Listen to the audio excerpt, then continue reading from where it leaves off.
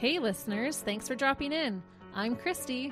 And I'm Melissa, and this is Buried Motives, where we dig deep into the details of some of the most gruesome Dirtbag murderers.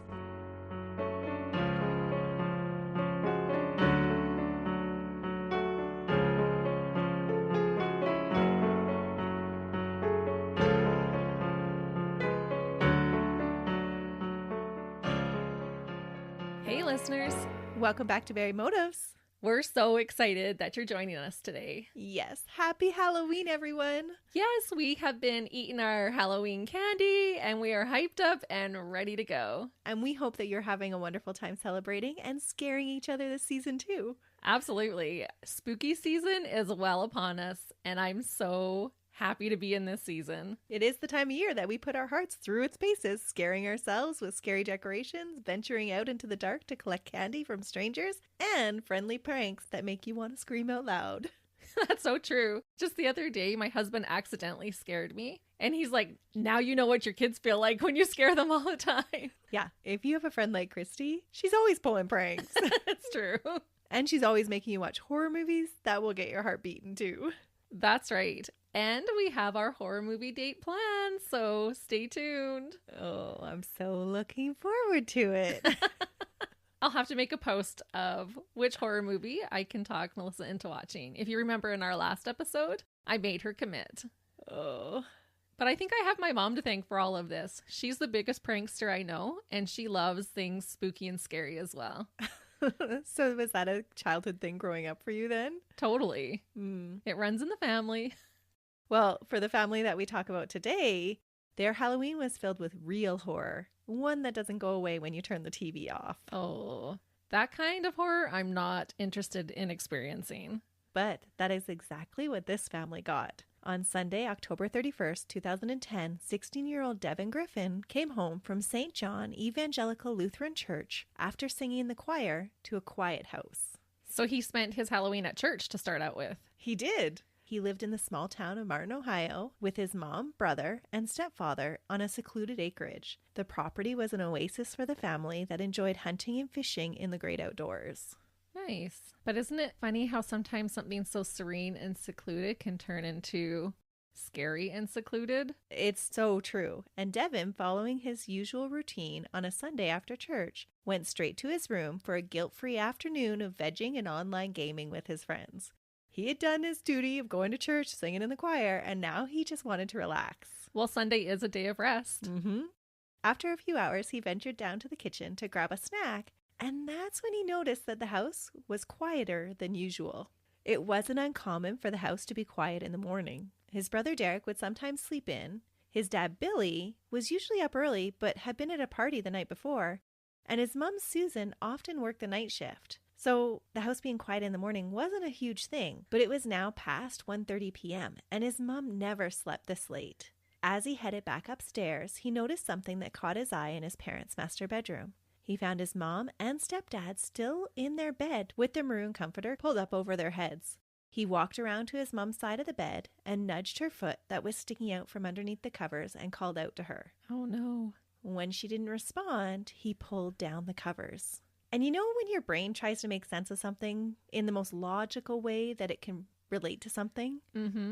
You make some assumptions based on reference points that are familiar to you, right? Yeah. You see books spread out on a table and assume somebody must be doing homework. You hear loud music coming from down the street and you assume the neighbors must be having a party. Yeah, of course. Our brains make those kind of connections all the time. For something that you would expect to be there. Yeah. When Devon pulled down the sheets that Halloween afternoon, what he saw made him think that his parents were playing a Halloween prank on him. Oh no. There was so much blood, and they were so grotesquely still that to his brain, the only logical solution to the horror that laid out in front of him was that his parents were playing a prank on him. It was Halloween after all. Oh my goodness. That would be a bad prank. But he just thought his parents were trying to scare him. Well, and your brain's just trying to make sense of it because you don't want to believe what you're actually looking at. That's right. But as his eyes focused on his mother, he realized that it wasn't a prank after all. She had a gaping wound in her neck and large dark clots of blood were forming. Oh. He ran from the house panicked and crying. I cannot even imagine that horror, discovering your parents that way. And just the eerie thought that they had been laying in those beds probably the whole time while you had been in your room playing video games and relaxing. Yep, and fixing yourself a snack and that you hadn't noticed. Oh. Devon called his Aunt Lori for help. She immediately came to his aid, and when she arrived at the home, she found her distraught nephew outside. She dialed 911 as she entered the home to help. She told the dispatcher, "My nephew came home and there's blood everywhere." The 911 call is chilling as Lori Morse, Susan's sister-in-law, tries to calm her nephew enough to get information from him and then walks through the house herself and discovers the horrors that were displayed there. So while she's talking to the 911 operator, she's walking through the house. Ooh, that would be chilling. Yeah. Amidst crying for the ambulance and the sheriff to come, Lori identifies the main murder suspect. She tells the dispatcher, "His son BJ was here last night. They were going to go hunting. They've had a lot of trouble with him, with the law, and he's threatened Susie before." Oh, man. BJ was Devon's stepbrother. Their parents, William E. Liske Jr., or Billy as everyone called him, and Susan had met at their job at Waste Management, where Susan worked in the office and Billy was a front-end loader. Susan was divorced with 2 children, 13-year-old Derek and 6-year-old Devon at the time. Billy was a United States Air Force veteran with a son of his own. William, affectionately called BJ, was 15 when they met. Billy and Susan found common ground as they were both raising young boys and shared the love of being outdoors. They blended their families together in 2001 and eventually moved out to the parcel of land at 7054 State Route 2 in Martin, Ohio, into a cute 2-story home with a 1-story addition nestled among cornfields and ponds. While the land was idealistic, the blending of the family was not without its challenges, and this was particularly true when it came to BJ. He was often difficult to get along with and just seemed angry at the world. His troubles spilled over to school. When he wasn't ditching class altogether, he was often in trouble for bullying and fighting with other children, and this made getting along with his new stepbrothers very difficult. So he definitely has some anger issues going into this blended family. But the most contentious relationship was between BJ and his new stepmother, Susan. While everyone else saw Susan as having a big heart and being easy to get along with, BJ had a completely different opinion. So did his mom have animosity or a hard time towards Susan, and he had kind of picked up on that and was being protective of his own mother? There wasn't a lot said about his relationship with his own mother, and from all reports it sounded like he resided with his dad. Okay, so he's living with them full time. Yeah.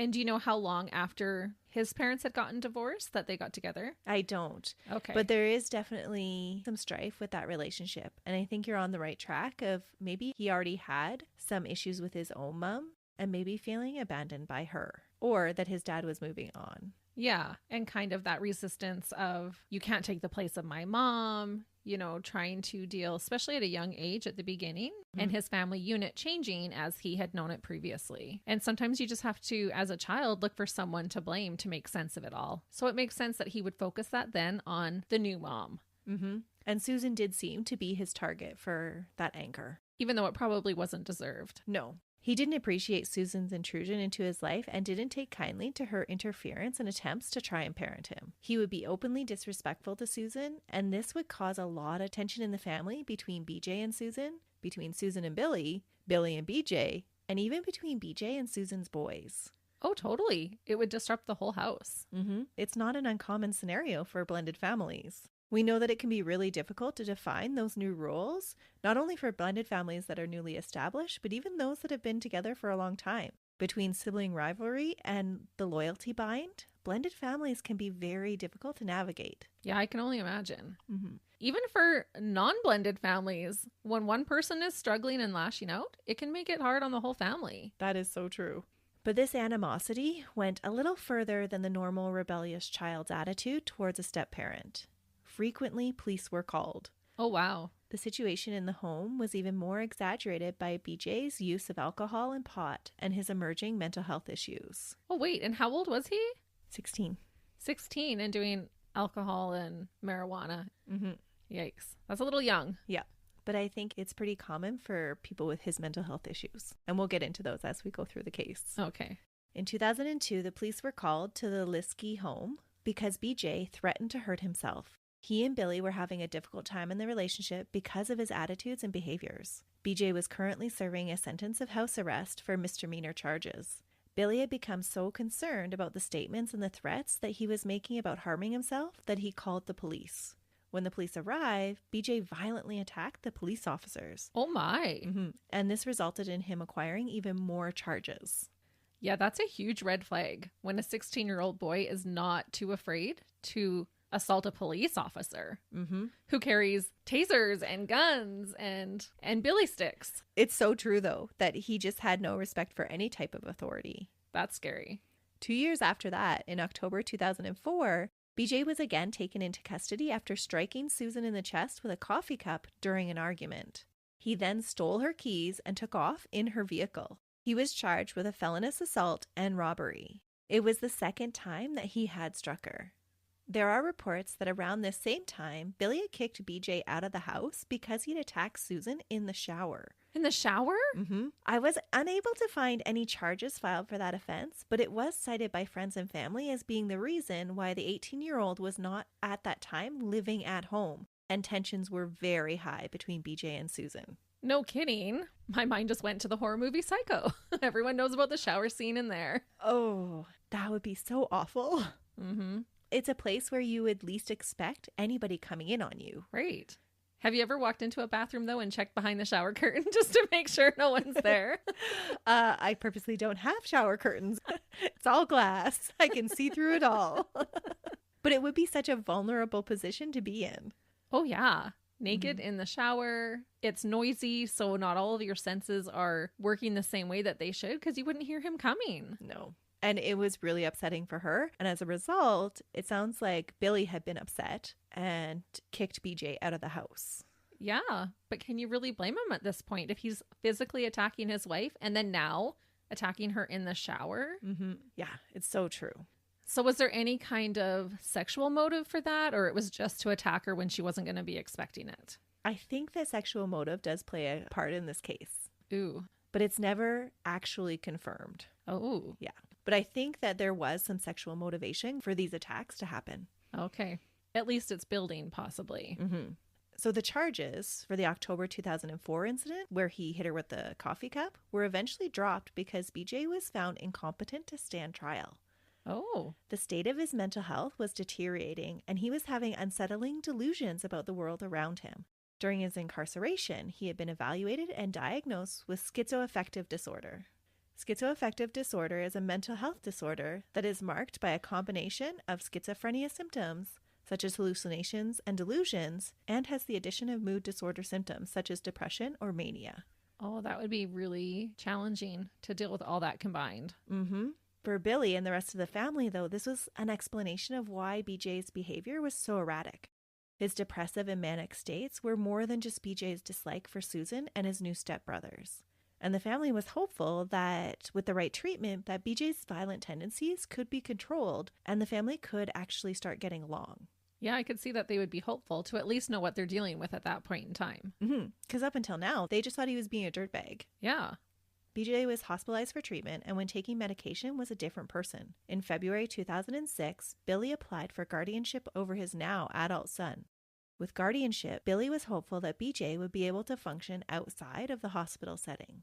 For guardianship, Billy made the argument that he recognized that BJ still required ongoing support and help, and for someone to ensure that he was taking his medication, but felt that a halfway home was a better environment for his son than the hospital setting. Billy at this time had recognized the sad but common pattern of BJ taking medication and doing well, and then because of his success, he would come to the conclusion that he must not need medication anymore because he was better. Once the medication use would stop, BJ would start drinking and using pot again, which would aggravate his symptoms, and the cycle would continue. And this struggle for medication compliance is real. It's been reported that of patients in treatment, roughly 50% take less than 70% of their prescribed doses. Oh, that's a huge amount. But you can see how that would be a vicious cycle. They're taking the medications, they're thinking, oh, I'm feeling great, I don't need this anymore. And then once you're off of it, it's hard to get back on. And believe again that you actually do need to take them. Right. There's actually lots of contributing factors to why they don't take their medication. Often these individuals have poor insight to how their illness actually affects their lives. They just don't make the connections between their erratic behavior and their failing relationships with those around them. Right. And they can justify it by blaming their feelings on the circumstance around them. Mm-hmm. And because of the side effects that come from taking the medications, they often have a negative attitude just in general towards taking medications. True. Couple all that with substance abuse that often occurs and the disorganization that comes along with the schizoaffective disorder, it's a recipe for a disastrous cycle that just keeps repeating. And so when he was on the medication, was he doing well? Like things were good? He did really well when he was on the medication. Okay. And this is what Billy wanted to avoid. Yeah. So he felt that once BJ was released from the hospital, that if they just released him to his own means, that he would just continue to go through the cycle again and again. And so he actually applied for guardianship over his adult son so that he could then mandate that he had to live in a halfway home. And in the halfway home, they would make sure that he was having to take his medications. Right. Or at least there would be a better chance that he would receive the treatment that he needed to have. Right. Or he would be at least monitored. So if he's needing extra help, it can be provided. That's right. That's what Billy was after. When BJ was released from the hospital, he moved to the halfway home in Sandusky, Ohio, about 50 minutes from his family's home in Martin. Unfortunately, it wasn't a fix-all to ensure that BJ did take his medications, and BJ would revisit the cycle of starting and stopping his medications many times. When he was off his medication, he was violent. He raged against his family during visits when he was at the house and against other residents and staff when he was at the halfway house. Oh, I bet they knew the moment he walked in the house if he was on his meds or not. Yeah, maybe they could have, but he's not off his medications to be difficult or be spiteful. There's actually a pattern that leads to them not taking their medication. And there's lots of things that are built right into their disorder that make it difficult to remember to take their medication, to continue to take their medication. There's often a disorganized pattern with schizophrenia. Yeah, for sure. And if there's adverse side effects that they don't enjoy, that could contribute to them not wanting to take it either, especially when they're feeling good, thinking, well, these drugs are what's making me feel bad. Yeah. And obviously I'm functioning fine. My relationships are going really well right now. And so why would I take these drugs that I don't need if they're giving me all these adverse effects and making me feel really awful? Yeah, that would be challenging to be in that situation. And challenging for the family too, because despite his on-again, off-again relationship with his medication regime, BJ continued to visit his family at their rural home in Ottawa County over the next 4 years. And as a parent, I think that you would just continually have hope that this time was going to be different. Like each time that he came home, that you would be hoping that he was on his medications and that things were going to go well. And that if you told him that he wasn't allowed to come home, it would almost feel like giving up on him. Oh, for sure. Absolutely. Such a struggle for the family as well. Oh, yeah. In the spring of 2010, police again were called to the property because BJ was once again off his medications and there was an altercation on the property. While out at the pole barn, BJ had started to yell and push his father around and then had taken off. Billy wasn't calling the police to get his son in trouble. He was just concerned because he was now responsible for this 24-year-old that was neither at his property or at the halfway house. Right, because he's his guardian still. And he's displaying all this erratic behavior and he's afraid of what he's going to do. And now he's a bigger threat than he was as a teenage boy. It wasn't uncommon for Susan or Billy to have to call friends and neighbors for support when BJ was acting up, and physical altercations broke out during his visits. Billy would frequently call on his friend Mark Gradell to come over during BJ's visits when things would start to escalate. Mark found BJ's behavior disturbing and alarmingly violent. He was even suspicious that BJ had been the one responsible for the deaths of several neighborhood pets. Ooh. His own dog had been shot twice with a .22 caliber gun. That would be so tough to be friends with someone when you think their son killed your dog. But Mark just stuck around Billy, trying to tell him over and over again that he really felt that somehow they needed to protect themselves from BJ. But Billy always remained adamant that he didn't really feel that BJ would ever do anything to really harm the family. Oh. And so he just continually tried to fix his relationship with his son. And sometimes it's hard to see when you're right in it. Because you love your son, you're trying not to give up on him or lose that hope or faith that things can be better. And I think, too, just like Devon at the very beginning, his mind jumped to the conclusion that it was a Halloween prank. I think for Billy, for his mind to make that connection between his son being actually violent enough or disturbed enough to really hurt somebody, he just couldn't make that connection in his brain. It wasn't a logical jump for him. Yeah, and you can't really blame him. No parent would want to believe that about their child. It's a difficult jump for anybody to make. Yeah. Of not even just your child, but of anybody you even know. Right. And it's always easier when you're the bystander on the outside of the family looking in to see those red flags. Yeah, and Billy just was not seeing them, even though his friend Mark was. And so Mark was expressing to him that he was concerned that BJ was going to harm them. Yeah, he was trying to tell him that you guys need to take some action to be protected against him when he comes to visit. Oh, and I just can't even imagine then how Mark would feel after when all of this actually happened. Yeah. During the last week in October 2010, Billy was trying again to help integrate BJ back into the family. He took him deer hunting at the family's hunting retreat in Carroll County, about 3 hours away from their home. Billy was an avid hunter, and spending some time at the hunting cabin alone with BJ, without the other family members, was his kind of way to avoid triggers and to work on their relationship. They returned home Saturday, October 30th for a Halloween get-together with friends and celebrated over beers. So this is the party that you mentioned that the dad was at the night before. Mm-hmm. Around midnight that night, the last of all the guests left. Only family members remained at the house, minus Devon. He had gone to his dad's house the night before because he really didn't feel comfortable being around BJ when he was at the house. Billy had been drinking, and he chose to have BJ stay the night instead of driving him back to his house in Sandusky. So it wasn't common for BJ to actually stay the night at their house. But Billy was trying to be responsible and not drive drunk. Mm-hmm.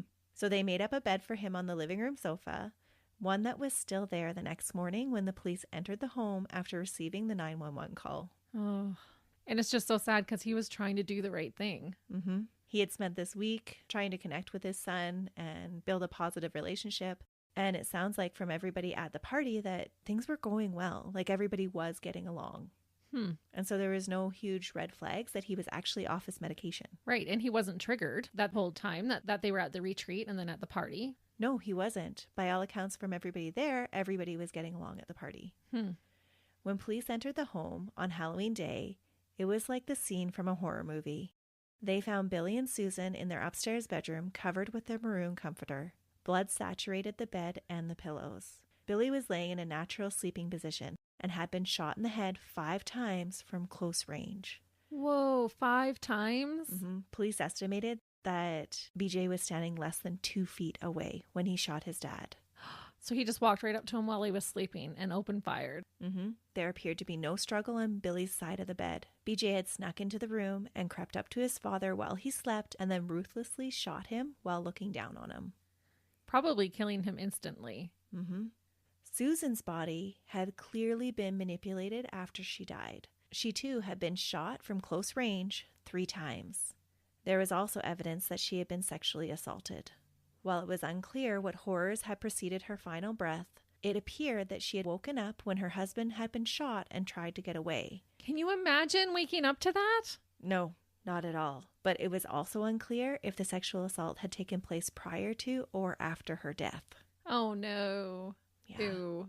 Just so disturbing. And that's why when you asked about, well, are these attacks kind of sexually motivated? This is why I think that they were. Later on, they actually use these increasing sexual attacks to guess that this was all premeditated. That is just so crazy. I can't imagine what she went through those last moments of her life. Because, you know, when you're woken from a dead sleep, it takes you a minute just to even get your bearings. She would have just been so disoriented to wake up to that and have, like we said, your brain has to register what you're seeing, what's actually happening. Yeah. And then if she was sexually assaulted by her stepson, I just cannot even imagine. So was there lots of signs of a struggle with her? Like, did she have bruising and defensive wounds to suggest he sexually assaulted her before killing her? Because it happened so close to the time of her death, they couldn't distinguish the timing of the sexual assault. But there were marks on her body, and the way her body was arranged in the bed, they knew that she had been moved there. Right. Both Billy and Susan had been shot with a small caliber gun similar to a .22. Oh. Which is what the neighbor thought his dog had been shot with. Yeah. As police searched the rest of the home, they found Derek's bedroom door locked. After kicking in the door, they made the grisly discovery of the 23-year-old's battered and beaten body in bed. No. He was found in a fetal position facing the wall and had been hit several times on the head with a claw hammer. No, you know how I feel about hammer beatings. No. Yeah. The coroner would later speculate that the first blow that was delivered was likely fatal, but BJ had continued to strike his stepbrother's lifeless body again and again. He just had so much rage in him. In Devon's scramble to get out of the house after discovering his parents, he hadn't noticed that his brother was also missing. Derek, 23 at the time of his death, was a track star and an avid sailor who enjoyed adventuring on Lake Erie in the early morning hours. But that was all ended by BJ's rage. What a dirtbag. Derek had his whole life ahead of him. 23, you're still a baby. Yeah. He was just another child in this blended relationship. He was at no fault. He didn't make the decision for his parents to get together. No. And so I can see the rage taken out on his parents if BJ's whole motivation for this crime was because his dad, by marrying his stepmom, had ruined his life. But Derek didn't have any say in it either. Right. But Derek would have been guilty by association. If he had all this resentment against Susan, he probably looked at her relationship with her own sons in maybe a jealous way, or look, she does favor them more than me. She treats them better than me. And that would be what would probably cause a lot of that friction between him and his stepbrothers. Absolutely. I think that Derek's murder just points out how lucky Devon was that he actually chose to go to his father's house that night. Yeah.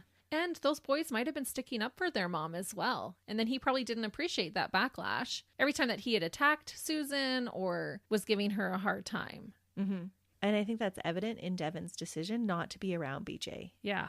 There is animosity between them for sure. But gee, what a dirtbag thing to do. And what a little weasel. He's doing it in the middle of the night while they're sleeping. So they're totally defenseless. And because the first blow was the fatal one? Yeah, he couldn't even fight. Not at all. Police interrogated Devon at the scene, asking him to provide any details that he could about who could have possibly committed these murders. Devon told police that he had returned home after spending the night with his father around 9:30 a.m. to get a change of clothes before going to church. At that time, the house had been quiet except for BJ, who he had passed in his 5-minute dash to get out the door before he was late. BJ was still there when he went home? That is so chilling to think about later. And why didn't BJ attack him? Was he not covered in blood? That's blowing my mind. Yeah, I don't even think Devon registered what BJ had on or anything like that. Well, and they had been at a Halloween party the night before. So if there was blood on his clothes, he might have just thought that was from a costume or something. Yeah, I don't think it registered with him at all. You know, when you're not expecting to see something, it just doesn't register. He was totally focused on getting changed. He had 5 minutes and then he needed to get to church. He was singing in the choir that morning and he didn't want to be late. Right. He was just in a rush. And so it just totally did not register to him at all. Oh, and that just breaks my heart. He's at church singing in the choir while his parents are laying in their bed. And his brother. Yeah. While Devon didn't remember exactly what had been said between him and his stepbrother, he remembered that BJ asked him what he was doing and asked how long he would be gone for. And so I wonder if he was thinking about, do I wait around for Devon to get back? Huh, that's interesting. Because if he was wanting to kill Devon, why wouldn't he have just pounced right then? He caught him just in passing, so I doubt he had his gun on him. Right. Or maybe he was wanting to make sure he was out of the home before he returned. Yeah, maybe. Devon remembered that BJ was unusually upbeat, though, during this interaction. Oh, get out. This stuck out to him because BJ was usually a gloomy type of guy. At the time, though, he didn't really suspect anything was wrong, so he didn't check on his family members before leaving the house. And why would he? Yeah. There was no reason to suspect anything. No. And like you said, it would not be unusual for them to be sleeping still at 9:30 in the morning on a Sunday. Not at all. With further investigation and questioning of neighbors, police found multiple guns and the claw hammer at the house and learned that gunshots had been heard by a neighbor around 6:30 a.m., long before Devon had ever made it home. The last time that Derek had been in contact with anyone was at 2 a.m. in the morning. From the autopsy report, it was believed that Derek had been bludgeoned to death prior to his parents being shot. Okay, so there's this 23-year-old man who's living in the house sleeping. So maybe he was collateral damage. Because if Derek had heard the gunshots or screams from his mom, he would have come to their aid. and then he would have had to fight off Derek. So maybe he was getting rid of that threat before he was able to reach his actual targets. Exactly. It shows forethought into his actions. Yeah, so I wonder if Derek was a main target or was, like I said, collateral damage. And just needed to be taken care of so that he could get at his parents. Mm-hmm. With the disappearance of the family's Ford F-150, police narrowed in their search on the family's hunting cabin near Skio in eastern Ohio. Around 5:30 p.m. on All Hallows Eve, Deputy Michael Baelish spotted the truck at the family's hunting cabin and approached the residence with his gun drawn, expecting a showdown. Instead, BJ just casually sauntered out of the brown single-story cabin and leaned against a porch post smoking a cigarette. He was taken into custody at gunpoint, and at that time, he still had body fluids on him from his family members. He didn't even bother to clean up. No. Ew. So that's why I think that BJ and Devon's meeting in the morning was just this chance kind of quick pass by in the hall. Yeah. Where Devon didn't really register what was going on with BJ. Yeah. And how eerie for that officer to pull up to the cabin. So BJ's not even really hiding because he's going to the family cabin, which is a place that they would definitely go look. That's not even that far away from the house. Nope. And for him to just wander out so nonchalantly smoking a cigarette. Mm-hmm. That's what I have written. He was totally nonchalant and completely unconcerned about this officer or the fact that he had just committed a brutal Halloween family massacre. Oh, it's giving me Charles Starkweather vibes, actually. Yeah. And just to emphasize how unconcerned he was with just killing his family, he had stopped at a Subway on the way to the cabin. And when the deputy had pulled up, he had interrupted BJ's supper, and he actually never got to eat his sub. Good. That just blows my mind when that kind of thing happens. And how would you want to eat your sub with pieces of your family stuck on you? It did not register with him. Oh my goodness. So had he gone into a completely delusional state? Well, we'll get into that. And the people at Subway, with it being Halloween, they wouldn't have thought anything weird with him coming in with blood on himself. Nope. He's just there in costume. Yeah, because normally that would be a huge red flag, right? You might call that in. This man just came in covered in blood. Mm-hmm. But not on Halloween. No. On November 1st, William B. Liske was charged with the murder of just his father as police continued to gather more evidence. Their belief was that the murders were premeditated, but they needed more time to prove that. And so they knew that one murder was enough to hold him. And so originally he was just charged with just his father's murder. They wanted to make sure they got it right. Mm-hmm. 8 days later, 6 counts of aggravated murder were laid against BJ. 2 counts for each of his victims. His dad, William E. Liske, 53 at the time, his stepmom, Susan, 46, and his stepbrother, Derek, 23. Aggravated murder is equivalent in Ohio to first-degree murder. Yeah, absolutely. Mm-hmm. BJ originally pleaded not guilty, and his competency to stand trial was challenged by his public defender. When the initial assessment from November 15, 2010 found him competent, the defense pursued a second psychological evaluation because they're like, nope, there's no way he is competent to stand trial. The second assessment was carried out by an independent facility, Twin Valley Behavioral Health Care. The second assessment was kept under seal and delivered to the court on March 16, 2011, where it was revealed that the second assessment ruled BJ competent to stand trial as well. Oh, wow. And how dramatic. It's sealed and sent to the court, which it should be, so it can't be tampered with. Yeah, but this was super shocking to a lot of people because BJ in the past had been declared not competent. Well, not competent enough to be able to have his father stand as his guardian. Mm-hmm. But the ruling was made because while in custody and with direct supervision to enforce taking his medication, his reasoning was clear enough to understand the court proceedings. Right, because now he would be on his medication by force. Mm-hmm. Which just shows you how different his personality can be on medication. According to Ohio state law and adjudicated competency, the trial court should find a defendant incompetent to stand trial only if there is evidence that shows because the defendant's present mental condition, the defendant is incapable of understanding the nature and objective of the proceedings against the defendant or of assisting in the defendant's defense. Which makes sense. So it's basically is he of sound enough mind to understand the court proceedings? Mm-hmm. Which it sounds like he is. It's not saying that he was of sound mind when he committed the murders. That's right. It is completely independent of the defense of not guilty by reason of insanity. That makes sense to me. But I do find this just so sad because Billy had been right all along. If BJ had just remained on his medication, he could be a functioning and contributing member to society instead of the dirtbag that he was when he committed these heinous crimes. Yeah. But also at 24, if you know what you're like when you're not taking your medications, you do have that responsibility to take it. Right, but remember, part of his mental disorder causes him not to fully appreciate what happens with his mental disorder. Yeah, it's a tricky situation for sure. With the evidence stacked against him and the death penalty on the table, BJ chose to bargain instead of continuing to trial on August 12th. There was really damning evidence against him, which included a sexual assault report that Susan had filed against him just a month before the murders. Oh, he totally did assault her then. Mm-hmm. His escalating assault on Susan indicated that the murders had an element of premeditation to them. Yeah, it sounds like it. And your assessment of why Derek was murdered first then, too, just tells me he had planned to carry out the murders.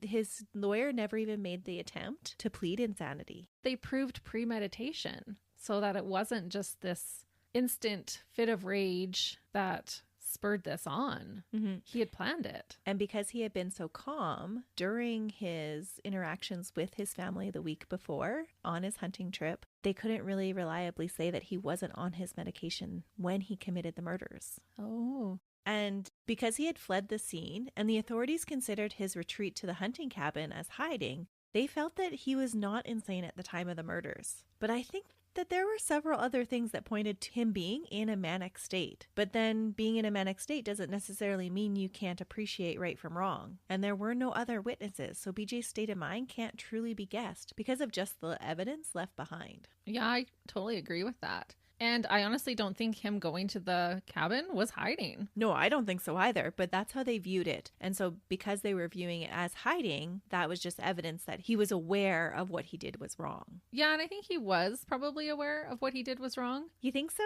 Because I think that him walking around in clothing that had his family's bodily fluids on it. Stopping at Subway. Yeah, coming out of the cabin all nonchalant when the police officer had his gun drawn on him. Those are all things that kind of indicate to me that he was manic and not understanding the situation that he was in. That's true, because that is odd behaviors for after committing a murder. Yeah. He was rather super cold and calculated and didn't care at all about what he had just done. Right. Or he could have been in this disassociated or manic state where it just was not registering with him. Right. But because nobody was with him at the time, there wasn't any evidence to confirm one way or the other. And by what you're saying, it doesn't sound like it was really explored that much in the court proceedings either. No, because he chose to plea bargain. Interesting. Mm-hmm. Huh. The courts accepted guilty pleas on 3 of the accounts of aggravated murder. The other 3 charges that involved aggravated murder in relation to the rape and kidnapping were dropped. As part of the plea bargain. Mm-hmm. Ugh. I'm assuming the reason why he really didn't want to have those rape charges is because rapists do not fare well in prison. Yeah, I'm not even really sure he would have the forethought within his mental capacity to even think that far. I don't know. But he was willing to cop to murder. Mm-hmm. I think that's what it was, to be honest. Or maybe they knew that there was too much evidence to get him off of the murder charges and we'll just try to get whatever smaller charges dropped. Yeah, maybe. William J. Liske was sentenced to 3 concurrent life sentences without the possibility of parole on September 14th, 2011. So he was serving those life sentences at the same time. What? Mm-hmm. Those should have been consecutively, one after the other. Nope. Yeah, that's not good.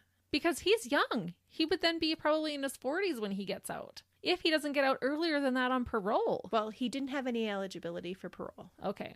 At the sentencing hearing, BJ flatly told family and friends, "I love my dad very much, and it makes me feel sick every time I think about what I did. I can't really explain why all this happened, but I think most of it has to do with my mental illness." His defense lawyer blamed the lack of medication for his known mental illnesses and the alcohol that had been provided for him in the hours before the gruesome Halloween murder. So not really taking any responsibility. No. The fact that BJ could not provide any concrete reason why he had turned on his family that night haunts his family members still. During the victim impact statements, Billy's sister addressed the confusion that they felt of his actions. She spoke directly to her nephew saying, "We just don't understand how something like this could happen. You see stuff like this on TV and think it will never happen to your family. You love someone so much and then they take something away from you. I just don't know how you could do it when he loved you so much." Oh, so heartbreaking. And it apparently haunted BJ as well. BJ was incarcerated at Ross Correctional Institution in Chillicothe, Ohio, and less than 4 years later, he was found dead at 11:25 p.m. on March 31st in his cell from a self-inflicted wound. Oh. At the age of 29, BJ had received treatment for his mental illness while incarcerated, but could not escape the guilt of murdering his family. I can't even imagine living with something like that. Especially when there's mental health issues involved. But maybe, like when we're little kids and we have to go sit in our room and think about it for a while, maybe it was that time that it really hit him, the gravity of what he had done. And he did have depressive tendencies, and he had in the past tried to commit suicide. Right. So he had that history. It just makes it more sad all around. Yeah. Because you don't want to negate how serious mental health issues can be. But at the same time, you don't want to excuse his actions for the brutalness that he displayed. No, not at all. It's a fine line. Yeah. And that is the tragic case of the disturbed and rage-filled dirtbag, William J. Liske. Oh, how sad. And poor Devon, his whole family wiped out in one swoop. And that wasn't the end of that family's tragedy. The next day after the murders, Billy's sister was actually killed in a fire. What? Oh my goodness, that's too much tragedy for one family. The whole family was just devastated by everything that was happening. Wow. I couldn't imagine being Billy's mother. Her husband had passed away just prior to this, and then she loses her son in this horrific way at the hands of her grandson, and then her daughter died in a fire the next day. Oh man. That poor woman. It's so sad all around. Yeah, that's life-changing trauma. That really is a heartbreaking case. Because you can feel for everybody involved. And I can't help but identify with the parents and how much you would want to help your child, but at the same time protect other family members, and just that continually wanting to reestablish a relationship and not just write them off. And unfortunately, it actually opened the family up to being vulnerable to the threat that he was. For sure. And it sounds like they had tried to exhibit some tough love. But of course, as a parent, you would never want to turn your back completely on your child and give up on them. Or that you would even think that your child was capable of doing something like this. No, never. You would never think that. And unfortunately for BJ, it's so sad that he then killed himself later on because he couldn't live with what he had done. I think it's so interesting that he never pled guilty by reason of insanity, or that with his well-documented history of mental health, that he wasn't sent to a mental health facility instead of jail. I was thinking that maybe a mental health facility would have been the safer place for him. Especially when viewed in hindsight, and he did commit suicide. Yeah, true. Well, thanks for bringing us that case. It was super sad and a very disturbing Halloween tale.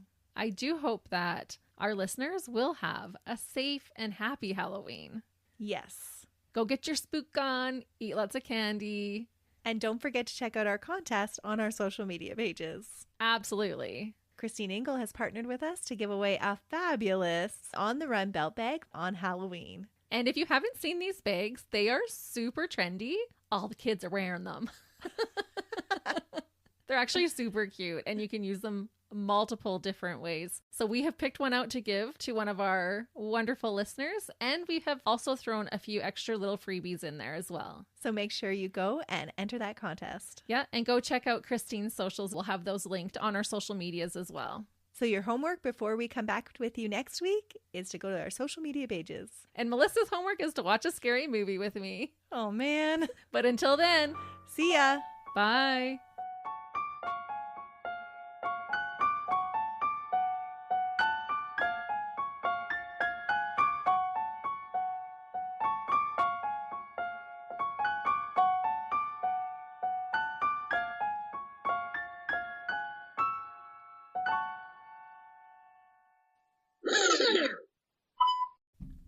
right. I guess we better test again. Am I louder than you, Christy? Not usually. How does little old me have such a boisterous voice? PJ. So many times I got the wrong searches that come up when I was searching for his name. Sorry. I was trying to be really mature and hold that in. I call him BJ the whole time too. Every time I want to laugh. I can see her eyes sparkle. Oh, dear. You're testing me on this one. He was often difficult to get along with and just seemed angry at the world. Because his name was BJ. Bully sticks. Or what are they called? Not bully sticks. Billy. Batons? Oh, Billy. Yeah. Bully sticks. Bully sticks. Isn't that like a bull penis? Because BJ's on my mind. When the initial not settlement. It says assessment. Why am I trying to say settlement? When the initial just say settlement a few times. Get it out of your settlement. Nope. I'm not falling for it. Do you want to receive it? Because you snapped. Oh, sorry. You said just this chance. It can't looked hear really me cool snap. how you were saying it, but I just wanted to emphasize my point with a snap. sorry, you're gonna have to cut so much out. It's okay. I'm gonna have lots of bloopers. That is okay. But you're gonna make me sound like a pervert. I'm not making you sound like anything. Okay, I gotta stop. Okay, grown up Christy, activate. Right. Okay, how am I gonna rein that back in? Sorry.